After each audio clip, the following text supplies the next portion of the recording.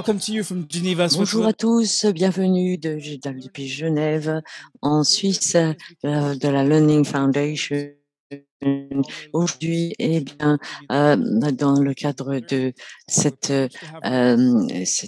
formation niveau 1, certification niveau 1, eh bien, nous allons parler de l'agenda d'immunisation 2020-2030 et nous recevons Madame Linstant et Monsieur Nandi hier, eh bien, nous avons vécu de bons moments et la réunion s'est terminée. Nous étions très inspirés, nous étions heureux de pouvoir voir ce qui allait se passer dans les années à venir. Je vais accueillir Charlotte Mbo. De quoi vous souvenez-vous de la semaine dernière? Qu'est-ce que vous avez ressenti? Beaucoup, Reda. La semaine dernière, nous avons entendu beaucoup de personnes, de professionnels, d'organisations qui nous ont parlé des défis auxquels ils faisaient face dans ce domaine, et également ce qu'ils veulent faire. Euh, et comment est-ce qu'ils imaginent l'humanisation dans 10 ans, 9 ans, 10 ans? Je pense qu'il y a un mouvement et nous espérons que dans 9, eh bien, pourrons dire oui, oui, nous sommes arrivés à accomplir quelque chose. Et aujourd'hui, nous avons la possibilité d'écouter des spécialistes de l'immunisation de l'UNICEF et de l'OMS, euh, ils vont nous donner des éléments qui vont permettre de guider les professionnels du monde entier, de réaliser, mettre en place cet agenda. Merci beaucoup. Beaucoup d'émotions dans votre voix. Donc, accueillons nos intervenants.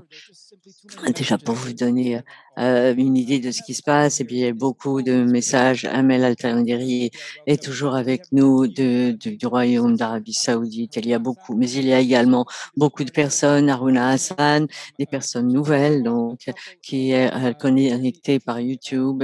Et j'ai vu également des messages intéressants. Isaac Matene, qui est par LinkedIn, qui est spécialiste de santé pour l'UNICEF au Burundi et qui travaille dans l'immunisation. Et il y a un autre message qui a attiré mon attention, et c'est Adefun qui a dessiné sur YouTube qui dit dites-nous d'où vous venez. Il dit de participer à cet événement historique. Donc, merci beaucoup de tous vos messages. Je m'arrête là. Nous allons maintenant plonger la tête la première dans les présentations. Bonjour à Madame Lindström et Monsieur. Il est important que les personnes qui s'occupent de l'immunisation reçoivent les informations nécessaires. Bonjour, bonjour tout le monde. Je suis très heureuse d'être ici.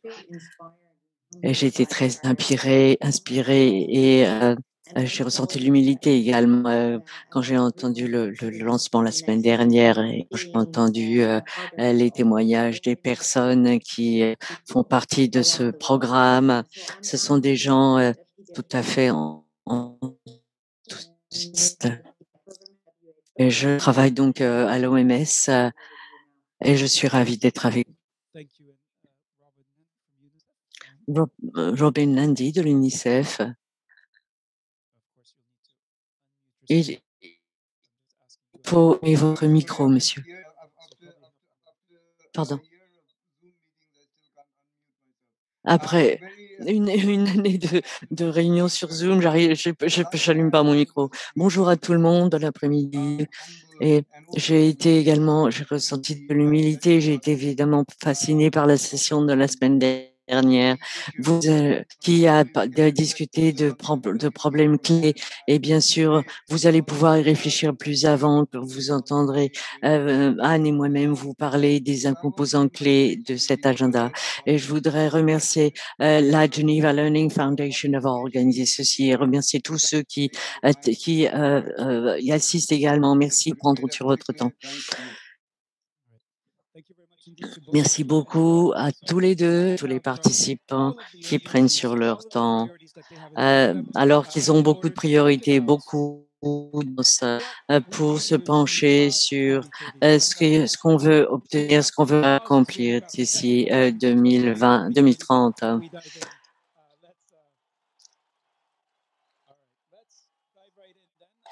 Donc, allons-y.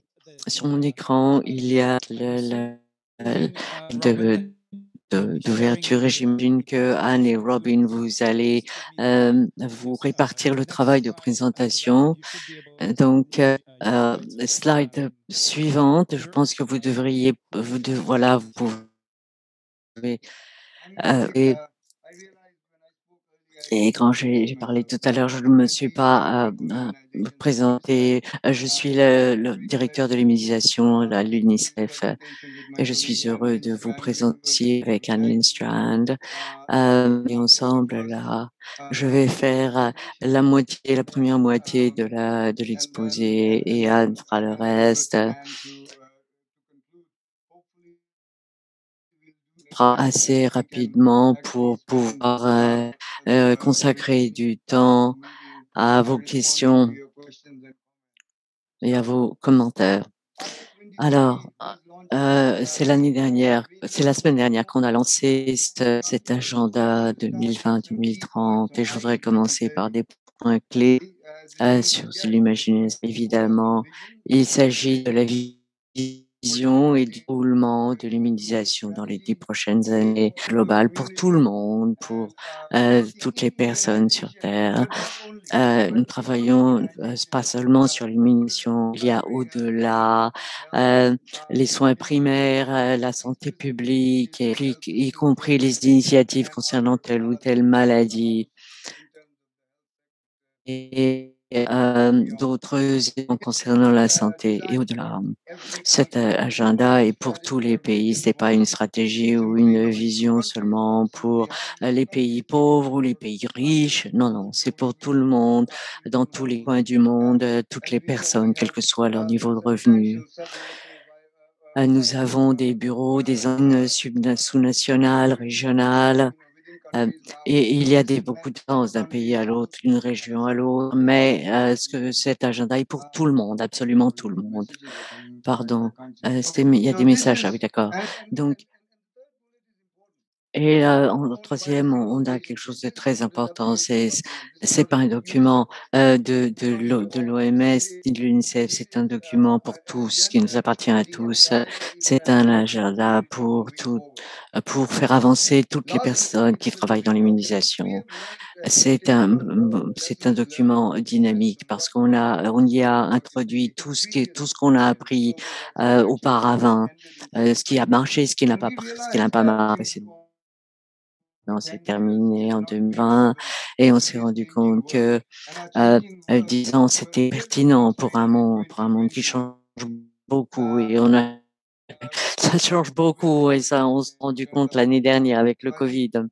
Donc, je pense que l'idée est de le garder dynamique. Il va évaluer au cours des 10 prochaines années. Euh, Là, voilà le processus de développement. Notre processus a été très consultatif. Tout le monde y a participé, niveau régional, local, mondial. Des centaines de personnes y ont participé. Il y a eu plus de 5 000 commentaires reçus. Et il est important de dire que comme, alors que nous arrivions vers la fin euh, du, du, de la pandémie, eh bien, il a fallu adapter, évidemment, corriger cet agenda. Euh, et comme vous voyez, ça a commencé en mars, février 19. Et puis, et puis, on a fait le lancement la semaine dernière. Passons à la slide suivante.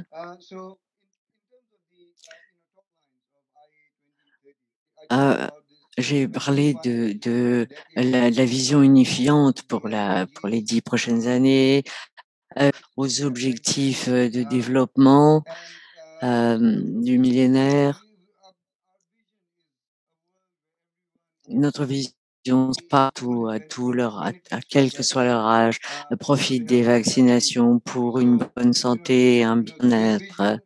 La vision que vous voyez est très, très vaste.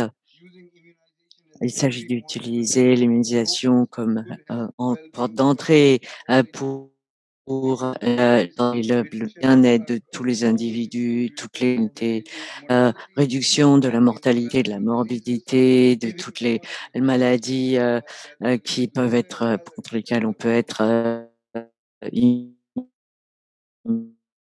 immunisé. Il s'agit il y a donc le fait d'assurer le bien-être et la bonne santé pour tout le monde dans les soins primaires. Et puis nous, euh, verti- verticalement, eh bien, peut-être traditionnellement, on travaille avec la communauté de l'immunisation. Et puis, il s'agit de se déplacer horizontalement, de se relier aux personnes qui travaillent en soins primaires et puis sur la couverture sanitaire universelle. Voilà les 7 priorités stratégiques. Vous voyez l'arc en orange, qui est sont les programmes d'immunisation. C'est transversal. C'est le programme d'immunition pour les soins primaires et la couverture sanitaire universelle. Comme vous le voyez, l'immunisation, c'est le début, c'est pas le résultat. Le résultat, la bonne santé requiert l'immunisation, les soins primaires et la couverture sanitaire universelle. Il y a parmi ces priorités, domaines y compris couverture et équité, engagement et demande, cycle de épidémie et situation d'urgence, disponibilité, pérennité, recherche et innovation. Ce sont des éléments qui fonctionnent également dans cet agenda. Nous voulions l'IA 2020-2030 être moins de haut en bas, mais également de bas en haut. Nous voulons que les pays se l'approprient et contribuent de tous les pays au niveau des pays. Et c'est seulement comme ça qu'on peut réussir. Les partenariats sont très importants et nous avons de nouveaux partenaires. Et comme je l'ai dit, eh bien, ce n'est pas le travail seulement d'une ou deux agences. Non, non, c'est le travail de tout le monde. Il y a également l'orientation et le conseil fondé sur les données. Très rapidement, je ne vais pas tout lire tout ce qu'il y a là, mais je vais vous parler des 7 priorités stratégiques. Euh, il y avait le thème, c'est-à-dire le programme d'immunisation pour les soins de santé primaires et la couverture sanitaire universelle. Euh, il s'agit d'avoir des services d'immunisation accessibles à tous également et qui contribuent à la couverture sanitaire universelle. Voilà des éléments, des objectifs, leadership, gestion et coordination de l'immunisation, la force de travail qui est critique évidemment, surveillance, chaîne d'approvisionnement, données et puis des prises de décision basées sur des preuves et des systèmes de vaccination en sûr concernant des zones, des domaines principaux, l'immunisation intégrée aux soins primaires. Je vais pas tout lire, mais vous les aurez, vous pourrez avoir ce document, vous pourrez le recevoir. Maintenant, engagement et demande, c'est très important si on considère un certain nombre de choses. Priorité stratégique euh, implique l'engagement financier et politique, mais également la valorisation de l'immunisation et que les personnes recherchent l'immunisation. Ce sont de concernant l'engagement politique et financier, eh bien, on a vu que l'immunisation a fonctionné lorsque on lui donne la priorité et lorsqu'on lui donne le niveau d'importance requis. Maintenant, évidemment, avec le Covid et l'immunisation tout tellement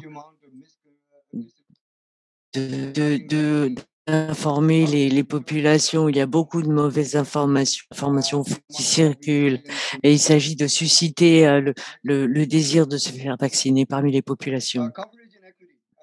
Maintenant, couverture et équité, ça c'est central de cet agenda. Euh, c'est, nous passons à la vitesse supérieure là. Nous nous concentrons sur les populations qui sont en- en- dans des situations difficiles, qui n'ont aucune dose, ne reçoivent rien du tout. Et nous avons utilisé DTP 0 comme mesure pour mesurer ce chiffre. Et étant donné la couverture relative de l'immunisation grâce à différentes interventions, eh bien, il y a des médecins probablement ne vont pas recevoir d'autres services non plus de santé. Donc, c'est ça, les enfants zéro dose. Et très souvent, ces enfants se trouvent dans les communautés, dans les populations les plus pauvres et les plus désavantagées. Et ces populations, euh, eh bien, il faut les cibler, il faut leur accorder une attention particulière, non seulement pour l'immunisation, mais également pour tous les services permettant la survie des enfants. Euh, et donc, il s'agit d'identifier les obstacles. Il y a le genre, ça c'est très très important. Euh, il faut déterminer si un enfant est vacciné ou non. Et on apprend également différentes informations sur la polio, par exemple. Et également, la rougeole est quelque chose qui se transmet très très bien et elle peut être arrêtée par la vaccination. Et on peut utiliser les épidémie de cette maladie comme élément pour savoir qui est vacciné, qui ne l'a pas été. Et vaccination, c'est pas seulement pour les enfants, c'est aussi pour tout le monde, pour les autres âges. Et ça c'est un autre domaine de travail pour nous qui s'étend et dont il faut qu'on se charge dans les 10 années à venir. Il s'agit de cibler les adultes et vraiment insister euh, pour faire en sorte que l'immunisation est administrée à tout le monde, quel que soit leur âge.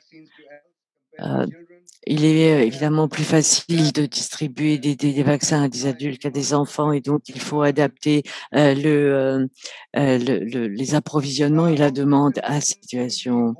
Maintenant, épidémie, situation d'urgence, eh bien, nous savons que la plupart des enfants zéro dose se trouvent dans les zones les plus favorisées et également des zones marquées par les conflits et la guerre.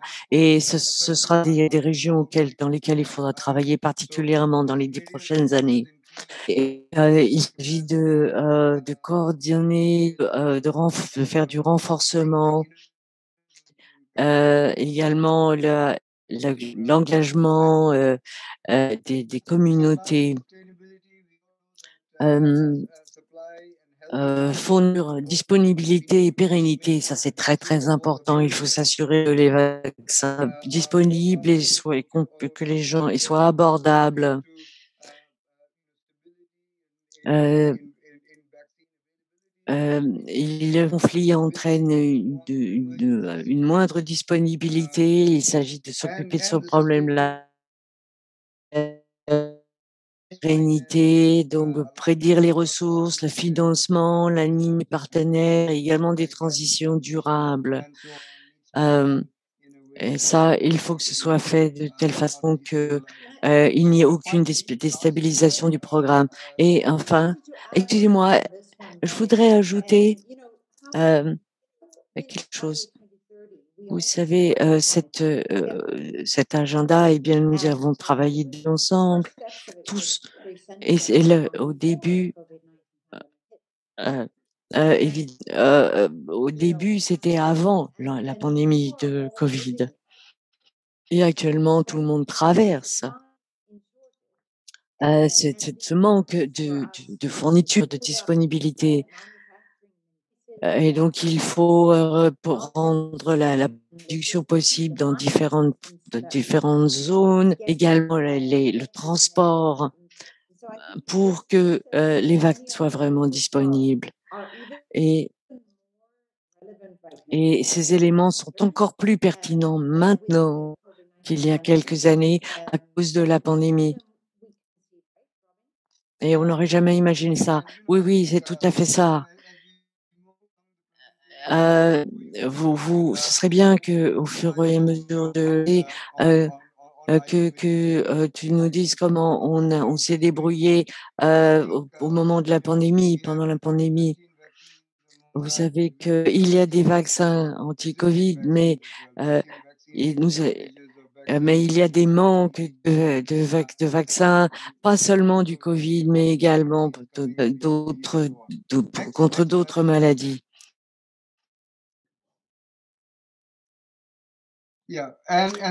Et puis, enfin le dernier pilier, la dernière stratégie, c'est chez l'innovation. Ça, c'est quelque chose, qu'on traverse maintenant, qu'on ressent maintenant. Hem, Ça a commencé l'année dernière. En un an, on a vu, le développement, la production et du vaccin anti-Covid et ça, c'est vraiment très important. Parce que ça fait partie de nos zones, de nos domaines, prioritaires et ça couvre également d'autres innovations technologiques, entre autres, d'autres façons de délivrer, d'inoculer le vaccin, patch par exemple. Une boule Il ne s'agit pas de, limiter l'innovation à l'innovation technologique, mais il s'agit également d'innover, pour toutes les zones la façon dont on délivre nos services, la façon de planifier, et cetera et il y a beaucoup de choses qui se profilent heu, les, les codes barres sur les fioles de vaccins, les technologies numériques pour suivre le progrès des programmes et pour, que les bénéficiaires, envoyer des rappels aux bénéficiaires et cetera. Maintenant, je vais passer la parole à Anne bientôt. Il y a également l'adaptation, heu, au contexte du Covid-19. Oui, merci Robin. Je voudrais ajouter également que, tous, le, SP, la stratégie, la priorité stratégique, 7 eh bien, concerne tous les gens qui travaillent à l'immunisation. Cette PS, fait vraiment la part belle à l'immunisation, à la recherche sur l'immunisation, il et en général, les bonnes idées viennent des personnes qui travaillent, dans le domaine et qui travaillent à une meilleure immunisation et comme je l'ai dit, il y a eu un remodelage de notre agenda et évidemment puisque, tous à tous les niveaux, dans le domaine de l'immunisation, eh bien, nous sommes très, très concentrés sur, le développement de la campagne anti-Covid et donc il s'agit qu'elle soit disponible, cette vaccination également, chaque fois qu'on parle de, l'immunisation et de notre agenda. Il ne s'agit pas seulement du Covid, il s'agit des règlements et de la façon dont le Covid a endommagé, a été préjudiciable à différents programmes d'immunisation, contre d'autres maladies dans le cours de la vie des gens et il y a beaucoup de gens qui souffrent et heu, donc il s'agit de bien réfléchir. Heu, la la le vaccin, mais également faire en sorte que ce vaccin, cette campagne de vaccination ne mette pas à mal les autres campagnes de vaccination. Il y a également le financement qui est important. Il faut s'assurer qu'il y ait des financements pour les autres vaccins, pas seulement le Covid, mais également les autres services essentiels de santé. Actuellement, on essaie de vacciner et de cibler les adultes d'une autre façon, d'une nouvelle façon. Et il s'agit également de parler à la population adulte et aux professionnels de la santé. Et le Covid est une occasion pour nous, peut nous offrir une occasion d'y arriver. Euh, très souvent, les communautés zéro dose sont laissées de côté. Il faut voir que, comme d'habitude, ce sont ces communautés-là qui passent en dernier et qui ce sont de toute façon celles qui bénéficient le moins des services de santé. Donc, les adaptations auxquelles nous pensons, examinons, et j'espère que vous faites la même chose, c'est que nous avons l'occasion fantastique de voir que l'immunisation est une priorité très importante dans presque tous les pays. Et il s'agit de profiter de cette vague pour permettre une immunisation contre les autres maladies. C'est là que vraiment on peut défendre l'immunisation et sauver beaucoup de vies. Donc maintenant, on parle de disponibilité, mais il s'agit également de renforcer les services d'immunisation, surtout pour les communautés zéro dose. On considère que l'IA 2030, c'est une espèce de modèle parapluie pour le Covid, mais pour tout le reste également. Il faut qu'on se rassemble tous et qu'on avance, qu'on mette en avant euh, les priorités. Et c'est ça pour nous. C'est ça pour nous la priorité. Et l'approche qu'on a concernant le cycle de vie, eh bien, c'est très important. Il s'agit de communiquer, de défendre les missions. Ça, c'est clé également. Parce on dit que le COVID, vaccin contre le Covid très vite, eh bien, il y a une fragilité parce qu'il y a des rumeurs qui circulent, puisque ces campagnes sont très rapides. Donc, on n'a pas le temps de préparer les esprits. Donc, l'immunisation sauve des vies, empêche des souffrances, et c'est également très important pour la sécurité générale et le rythmique. Je pense que je, je pense que l'immunisation est vraiment l'aspect qui profite le plus à tout le monde. Pour vraiment le rendre opérationnel, cet agenda, eh bien, nous espérons que toutes les parties que vous voyez là sur ce slide vont faire la différence. Nous avons une vision, nous avons la stratégie mondiale, mais ça ne suffit pas.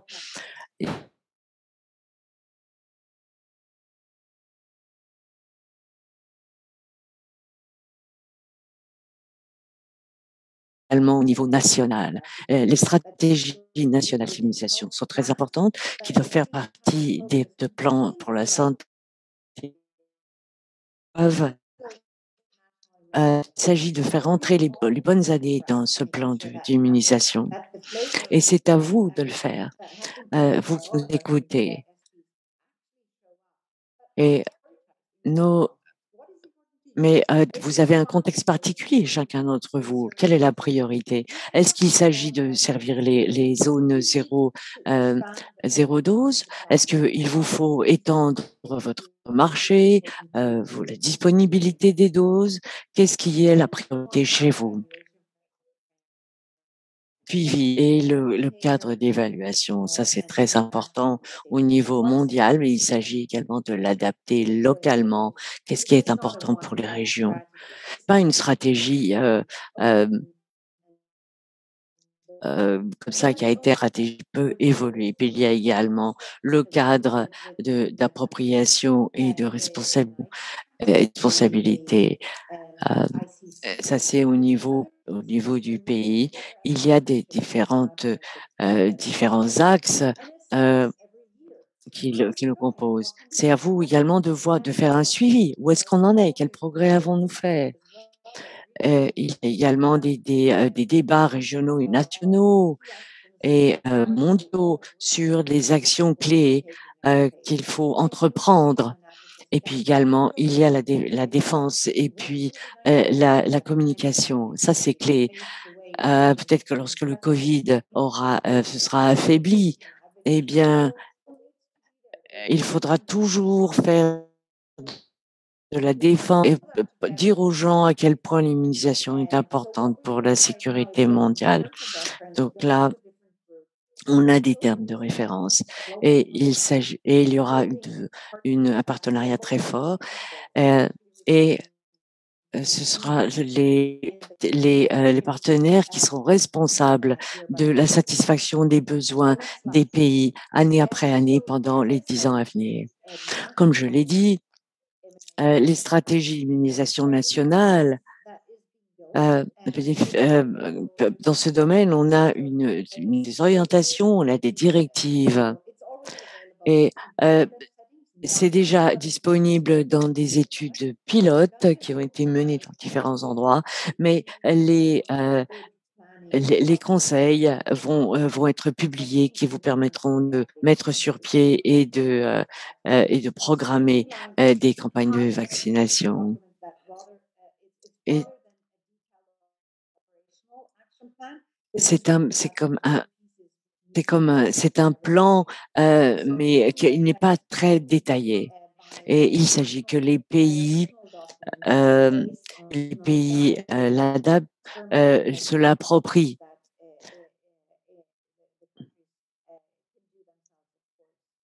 Euh, Et puis, il y a le fait d'intégrer ceci dans la stratégie générale et c'est l'unité qui signifie quelque chose, qui mène quelque part. Euh, Ce qui est important, c'est la priorisation également. Et il faut adapter à votre pays, peu importe ce que vous décidez, mais euh, les, euh, les directives seront là, elles seront disponibles. Et ce qui est important, c'est au niveau national, vous ayez une discussion qui décide des priorités. Il y a la suivi et l'évaluation, il y a des objectifs et seuls les indicateurs sont au niveau global, régional et national. Il y a également 15 indicateurs globaux. Il y a beaucoup d'indicateurs qui peuvent être choisis, puis qui seront plus importants pour tel ou tel pays. Ensuite, il y a autre chose. Il y a également un autre paysage qu'on essaie de redessiner dans cette agenda, et c'est les principaux de base de la propriété. C'est au moment où les agendas nationaux sont décidés, et il s'agit qu'il ait une autre langue, un autre langage. C'est à chaque pays de décider ce qui est faisable et ce qui est également considéré comme un dans la région. Beaucoup d'entre vous ont travaillé au programme polio et vous savez comment il a été réussi. Et ça, c'est important. Il est très important de s'aligner les uns sur les autres, travailler ensemble sous le parapluie de 2020-2030. Qu'il s'agisse du choléra, de la fièvre jaune, de la rougeole, eh bien, réfléchissez à la meilleure façon de travailler ensemble et d'aligner les agendas. C'est difficile. La plupart des programmes fonctionnent en silo, isolés des autres, mais je pense qu'on fait des progrès parce qu'on a demandé aux pays pour des différentes consultations pour 2020-2030, ce qu'ils voulaient. Et ils ont dit qu'ils voulaient, c'était int- intégrer le programme d'immunisation dans un plan plus large de santé. Je vous ai parlé des dialogues, des discussions, la stratégie. Eh bien, il fait partie de l'agenda. Ces initiatives utilisent même parapluie en quelque sorte, et chaque élément des priorités stratégiques sont très importantes pour ces initiatives dirigées de maladie. Je crois que c'est la dernière slide. Vous savez que nous avons lancé il y a 20-30 ce mois-ci, et ça a été annoncé lors d'une conférence de presse et à la Geneva Learning Foundation. Et bientôt, on aura un événement de célébration cet automne. Et ce qu'on essaie de faire, c'est de galvaniser les gens et de renforcer les ambitions de vaccination. Nous voulons également mettre l'accent sur les réussites des pays, ce qui se passe dans tel ou tel pays. Et je pense que vous pourrez là pour parler euh, de ce qui s'est passé dans votre pays pour cet agenda. Donc, c'est vraiment un appel à l'action à tous les pays. Il s'agit d'agir autant qu'on peut, de toutes les façons qu'on peut. Donc, une question, c'est euh, est-ce que vous serez un défenseur inconditionnel de cet agenda? Et est-ce que vous pouvez nous faire part d'histoires exceptionnelles, raconter pourquoi c'est important pour vous et ce que vous comptez faire pour mettre en place cet agenda? Merci beaucoup de votre attention. Merci Anne Lindstrand et Robert Landy de l'UNICEF et de l'OMS.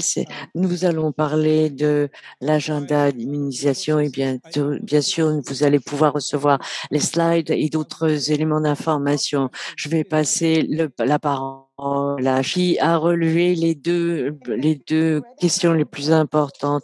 Merci Reda. La première question qui a reçu 15 voix qui dit, elle dit, comment est-ce qu'on peut attirer l'attention des autorités les plus élevées sur l'immunisation des enfants, étant donné que le Covid-19 a capté l'attention de tout le monde, alors qu'il y a d'autres problèmes qui sont importants. Quelquefois, c'est la santé des femmes, etc.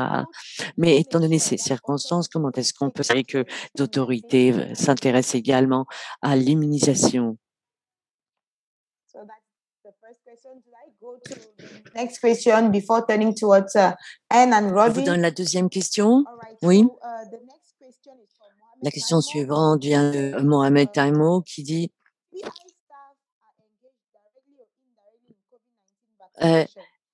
les personnes, les professionnels sont évidemment travaillent sur la vaccination contre le Covid et c'est le Covid qui a diminué l'immunisation, le cure vaccinal contre d'autres maladies. Comment est-ce qu'on peut régler ce problème puisque sur place tout est complètement différent? Merci.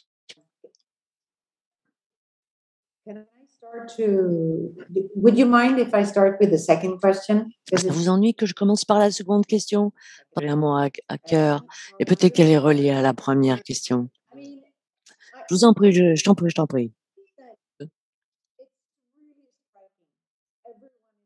C'est frappant. Tout le monde se débat dans la campagne de vaccination contre le Covid. Mais nous savons tous que ça va empirer parce que les doses les doses de millions au d'années et on n'a pas vu la fin de on ne s'applique pas du surmenage des équipes soignantes, du mobile. et c'est administrativement, c'est difficile. Il y a beaucoup de vaccins différents, avec des modes d'administration différents, et différents vaccins arrivent. Il y a COVAX qui est bilatéral. Il y a de l'arrivée par différents côtés de ces vaccins. Ce qui est important, c'est la capacité technique des pays qui compte. Et je pense que ce qu'il faut faire, c'est y penser comme étant une possibilité pour nous de développer le programme VPI. Il y a l'attention politique qui est dirigée sur la vaccination. Il y a le financement également. Donc, il y a beaucoup de moyens qui arrivent.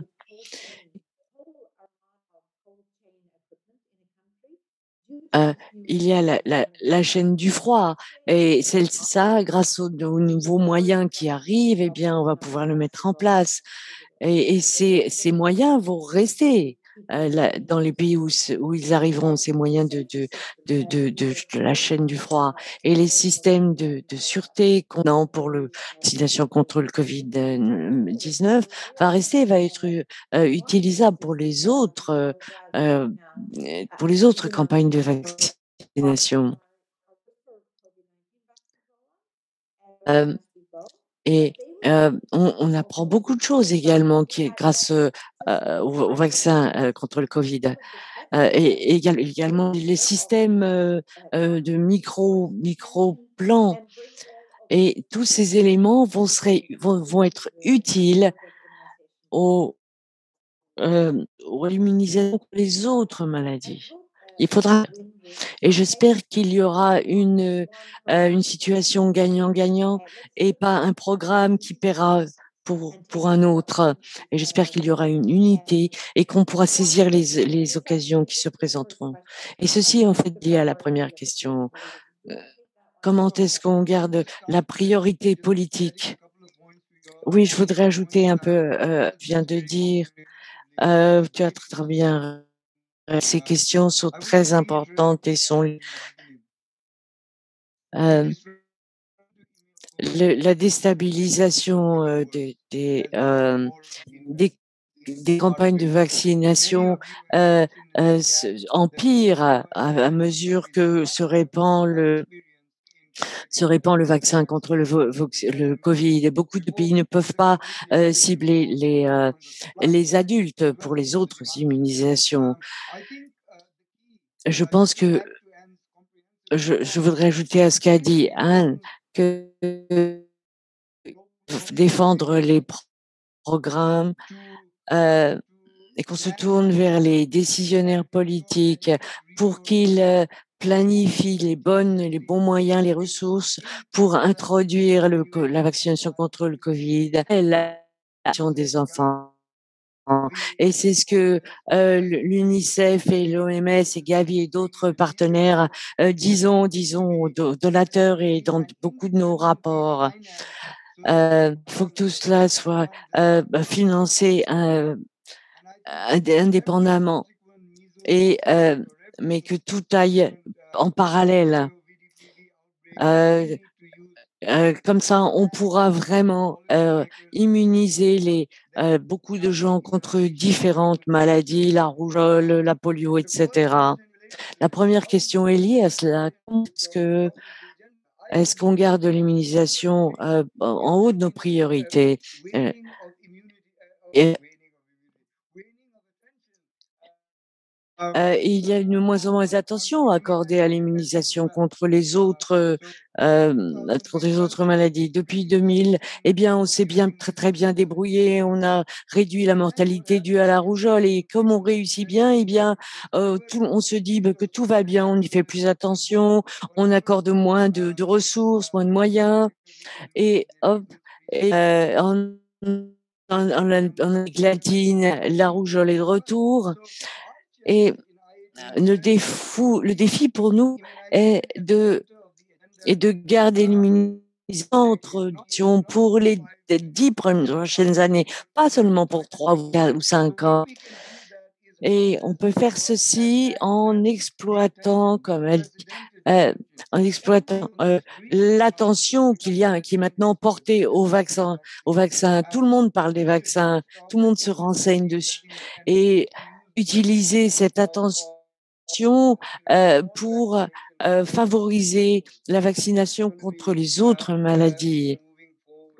Et c'est très important si on veut progresser en matière d'immunisation. Vous avez tous un rôle à vous pour vous tourner vers votre gouvernement, votre pays, les parties prenantes et pour leur dire qu'elles sont redevables.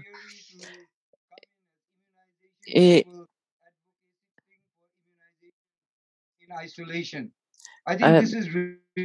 isolé, tout fonctionne ensemble. Si on peut positionner l'immunisation comme ouverte vers la santé, vers la couverture et l'équité, vers les soins primaires, et bien on peut faire mieux dans d'autres domaines comme la nutrition. On ne veut pas que les vaccins contre la Covid-19, un programme de vaccination contre la polio. Il y a lorsqu'il y a des possibilités, lorsque la campagne de vaccination contre le Covid-19, eh bien, il s'agissait ces possibilités pour immuniser des personnes contre d'autres maladies également. Et il ne faut pas rater cette possibilité, cette occasion. Il se passe beaucoup de choses. Il y a un chat très, très dynamique. Il y a quelque chose de particulier qui se produit. Je voudrais avoir les différents commentaires. Résine Mystery, par exemple, j'aimerais bien que la société civile constitue un constituant, une composante importante. Chad Gardendi, il y a un impact du Covid et Balou, un impact pendant 2 ou 3 ans. Amel Elta dire une personne de côté. L'idée, c'est d'avoir le même programme d'immunisation dans le monde entier, tenant compte de la situation épidémiologique de chaque pays. Et une autre question technique de Solange Weygand, qui est statisticienne. Elle dit merci pour l'appel de savoir c'est quel est l'indicateur des zéro doses et quelle source de vaccination est prise en compte, parce que je sais qu'il y a les TICMA et qu'il est impossible de présenter les résultats par source. D'autres choses, il y a beaucoup d'enthousiasme ici. Il y a Nassir Abouba qui dit bonjour, je suis très très très heureux de faire par agenda, et il y a beaucoup de gratitude, beaucoup de louanges. Joyce dit je suis très heureuse d'apprendre que le mouvement d'immunisation est un mouvement de collaboration qui permet à tout le monde de participer, tous ceux qui peuvent une différence, cet agenda. Est-ce que vous pourriez répondre à la question concernant la société civile? So the zero dose indicator is DTP1. L'un des indicateurs, c'est DTP1. C'est un indicateur du zéro dose.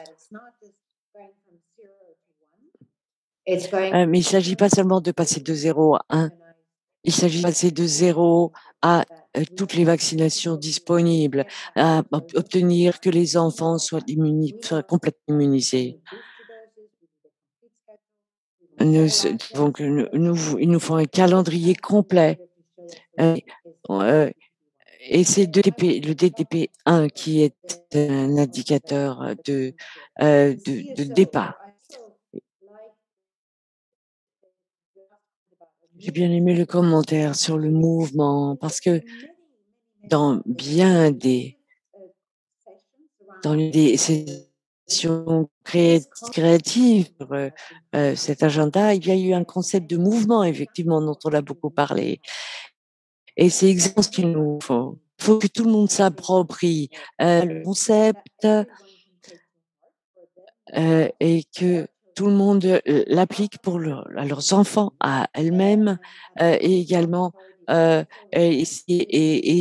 tiennent pour responsables les autorités de santé publique. Tout le monde doit s'approprier de toutes ces idées. Tout le monde doit y avoir un mouvement qui dit oui, on veut vacciner, oui, c'est important et oui, mettons les moyens qu'il faut. Et concernant le CSO, euh, il y a des mécanismes concernant l'appropriation et la responsabilité. Il y a la représentation du CSO. Et pour que ça devienne un mouvement, eh bien, les CSO sont comme ils se trouvent au niveau des populations, eh bien, c'est c'est le meilleur médiateur, relais pour les campagnes de vaccination. Oui, il faut que tout le monde soit pris en compte, depuis les populations à 0 dose et depuis là jusqu'au niveau régional, national et mondial. Voilà, merci. Je voudrais juste ajouter rapidement, je voudrais qu'on passe aux autres questions, puisqu'il s'agit de répondre aux questions. J'ai pas de trop parler. Il faut répondre à vos questions. Mais comme elle l'a dit, la 0 dose, c'est un point d'entrée et pas un résultat. Le résultat, c'est pas le DTP1, mais également un enfant complètement immunisé et également l'accès à ces soins-là. Le DTP1, c'est un marqueur des zones et des populations les plus défavorisées. Il s'agit de populations et un grand nombre d'enfants qui n'ont reçu un vaccin et souvent ils ne reçoivent pas d'autres soins non plus. Euh, euh, euh, les gens qui disent que les plans de vaccination sont les mêmes dans tous les pays. Non, non, c'est pas vrai. Ça dépend de l'épidémiologie, de la géographie également. Bien entendu, la fièvre jaune, ce pays. Et donc, tout est différent. Donc, les programmes d'immunisation dépendent du contexte local et de l'épidémiologie locale. Merci beaucoup. Nous allons revenir à chacun relever d'autres questions, soit de la discussion, soit de la boîte questions-réponses. Il y a deux autres questions sur Mohamed Iman Kouachi. Il demande comment l'agenda peut permettre au pays d'atteindre les objectifs de développement du millénaire. Il y a qui disent qu'on connaît bien les programmes de vaccination des enfants, mais pas pour les adultes. Est-ce qu'il y a des plans de vaccination pour les adultes dans cet agenda de 20? Voilà les deux questions suivantes. Robin,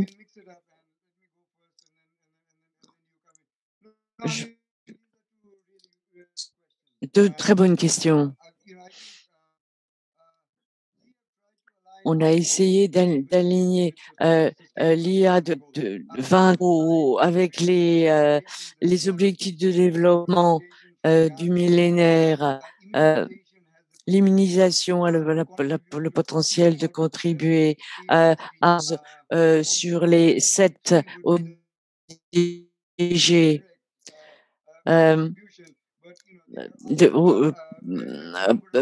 objectifs de développement. Et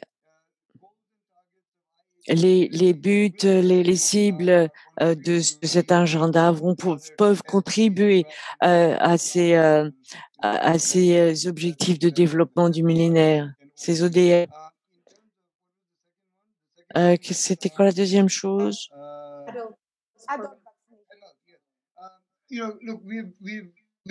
Adult Anne en a parlé, j'en ai pas, j'ai fait allusion. Les plus pauvres, un peu d'expérience des programmes d'immunisation pour adultes. Je pense que l'IA va donner la possibilité au pays de monter des programmes d'immunisation des adultes. Et je pense que euh, c'est une priorité. Donc, l'immunisation, c'est pas seulement pour les enfants, mais c'est également. Et je pense que le Covid-19 nous offre la possibilité de mettre en place des plateformes d'immunisation des adultes.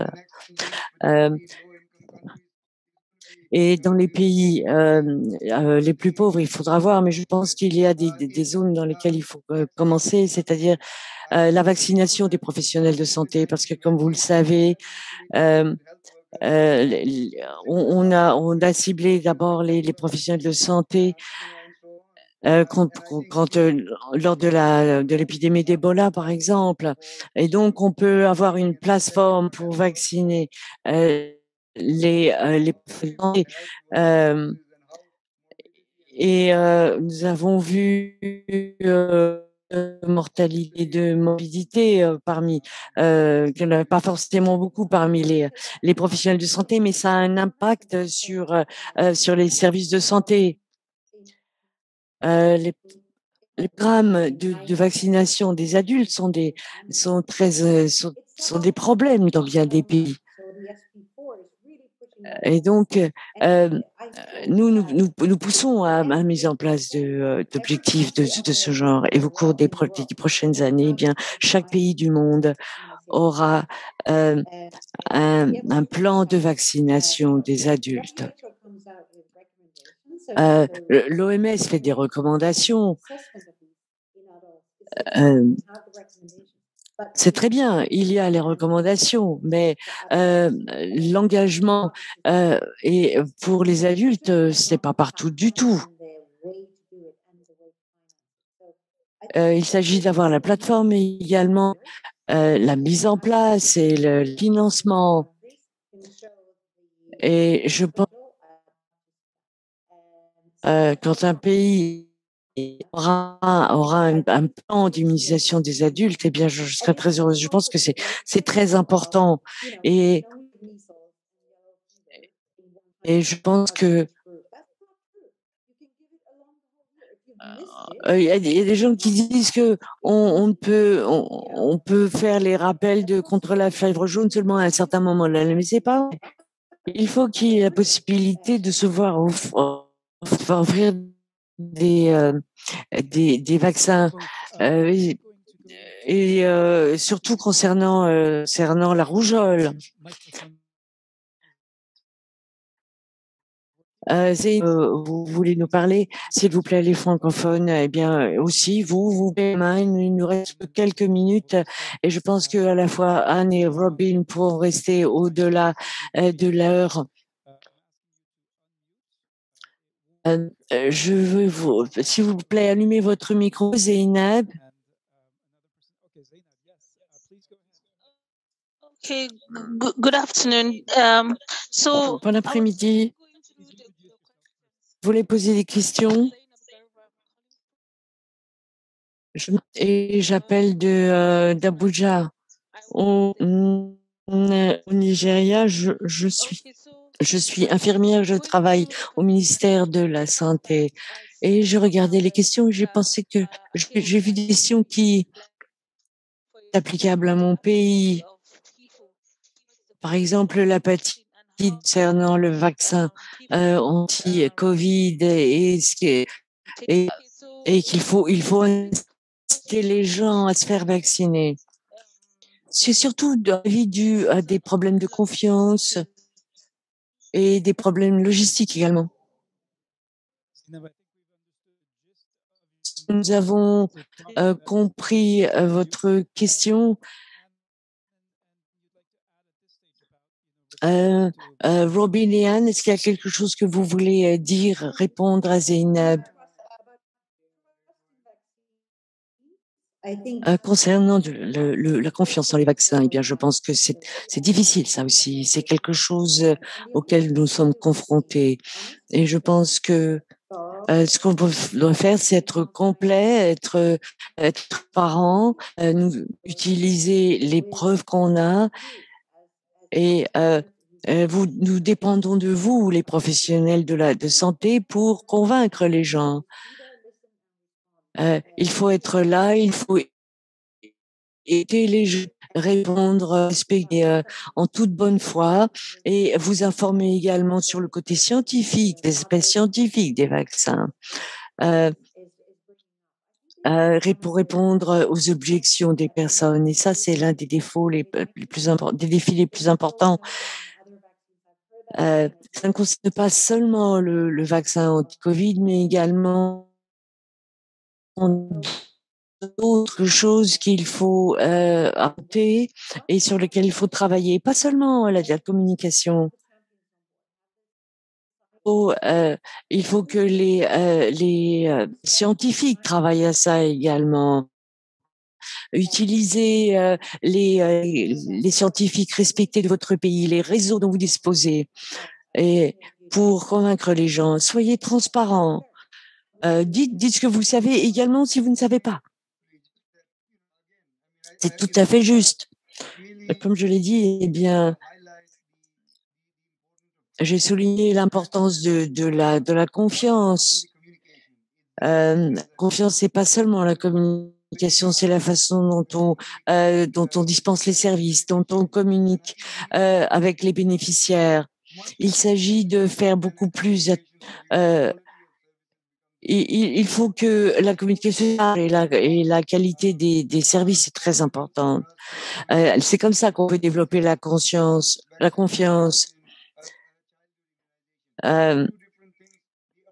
y a deux choses différentes. C'est l'immunisation contre le Covid et l'immunisation des adultes, et puis l'immunisation générale des enfants.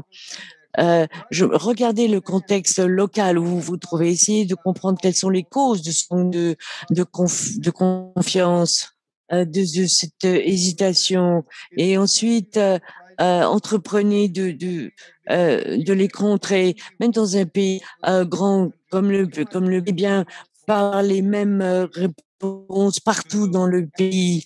Il faut regarder les différences qui se passent dans les différents États et également embarquer d'autres gens avec vous, les scientifiques, les dirigeants régionaux, les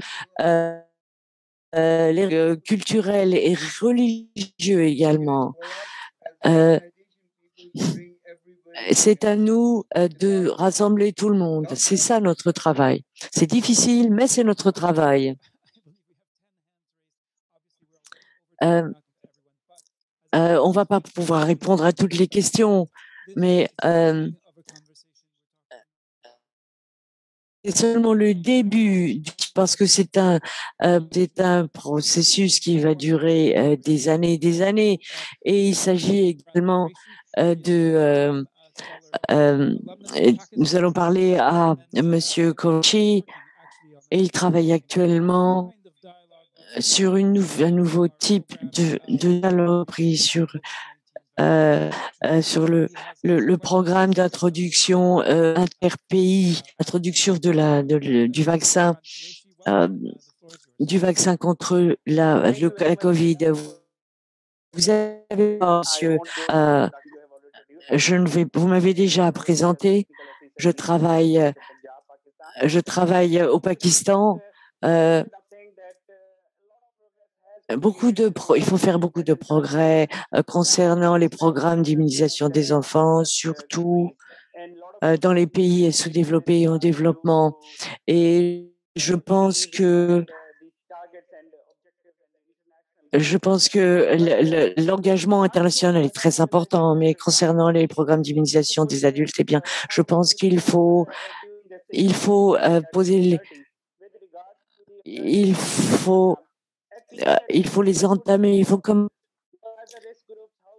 il faut déjà décider quels sont les groupes pour minimiser la charge, la charge des maladies chez les gens. Il y a les prisonniers, par exemple, il y a les personnes qui se droguent, il y a différentes personnes handicapées qui sont vulnérables.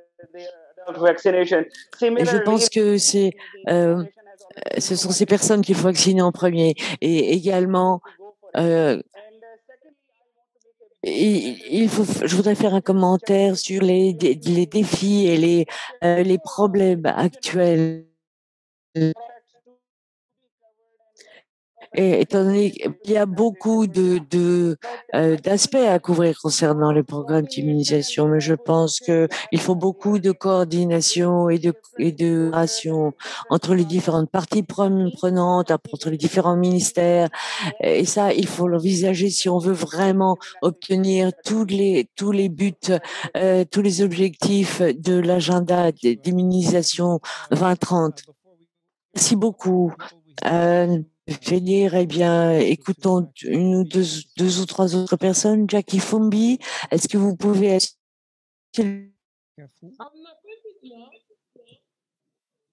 Yes, Jackie, we are listening. You are on the air. Jackie, you had your hand raised.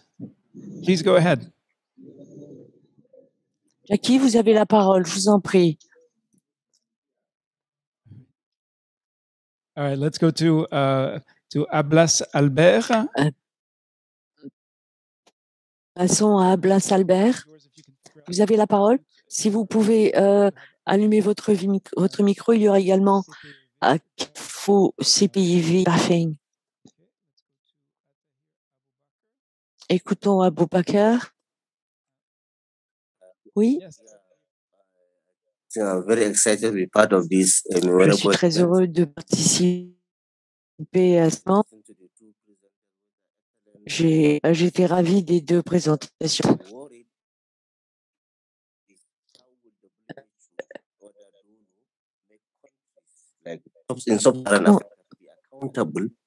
Comment est-ce que on peut rendre les dirigeants des pays d'Afrique subsaharienne responsables, redevables concernant la mise en place de programmes de vaccination, étant donné que le taux d'immunisation descend dans la plupart de ces pays?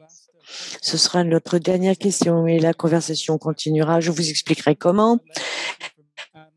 Et maintenant, écoutons les réponses de Lynn et de Anne.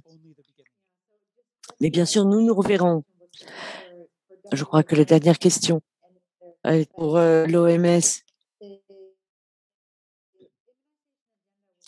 Le mandat va être révisé tous les ans. Et donc, tous les ministres de la Santé du monde seront interrogés. Peut-être que je ne devrais pas les rater, mais on va observer ce qu'ils font et ce qui fonctionne chez eux, ce qui ne fonctionne pas. Chaque pays se sentira responsable, y compris d'Afrique subsaharienne. Et il y a également des mécanismes et des partenariats mondiaux et ceux-là auront des équipes multidisciplinaires qui observeront, qui examineront les données et qui verront. Il y aura également des groupes de défense, de prise de parole comme les CSO. Et je pense que il y aura des voix fortes qui empêcheront les responsables de se détourner des programmes d'immunisation. J'ai pas beaucoup à ajouter. Je pense que vous avez tous un rôle à jouer au niveau national. Exiger des services de santé. Il y a beaucoup de choses qu'on peut faire international, mais l'action locale. Il s'agit de nous considérer comme responsables de la disponibilité de l'administration de ces vaccins. J'ai regardé le chat et beaucoup de concernent manque de confiance envers les vaccins, mais on en parlera. Mais je voudrais parler un peu de cette mauvaise information et de l'hésitance. Moi, je dirais que la mauvaise information ne mène pas forcément à l'hésitation ou au rejet des vaccins. Les mauvaises informations peuvent être rejetées si on a confiance en vaccin, en le service de santé. Et quelquefois, quand on a de bons, quelquefois, il y a de bons de santé et il y a des gens qui rejettent. C'est dû peut-être à la façon dont les personnes sont traitées psychologiquement. Et donc, il ne faut pas croire que tout soit lié comme ça. Et merci beaucoup à tous de votre participation et de vos super questions. Merci beaucoup à tous et nous allons mettre un terme à notre séance inaugurale. Vous voyez derrière moi le site de l'agenda 2030 et prenez votre temps, parcourez-le bien et je pense que beaucoup d'entre vous avez suivi la formation de notre organisation. Et bien sûr, il faut vous y rendre. Nous pouvons arriver à accomplir tous ces résultats, tout ce que nous avons comme objectif. Merci beaucoup de votre participation et de vos commentaires. Merci beaucoup à nos présentateurs. Merci à Robin Nandy et Dan Lindstrom de l'OMS et de l'UNICEF respectivement. Merci beaucoup à tous. Voilà des commentaires de Amel Tanner pour moi de la Fondation d'apprentissage de Genève est l'endroit où toutes les organisations du monde peuvent s'aligner pour contribuer au programme d'immunisation. Merci beaucoup à tous. Merci à ceux qui ont organisé cette réunion. Merci pour toutes les informations et merci de contribuer à la mise en place d'un mouvement pour la vaccination. Un autre commentaire, merci beaucoup. Il y a beaucoup de gens qui disent merci à tout le monde. Je vais pas vous en les passer tous. Merci beaucoup. Prenez bien soin de vous.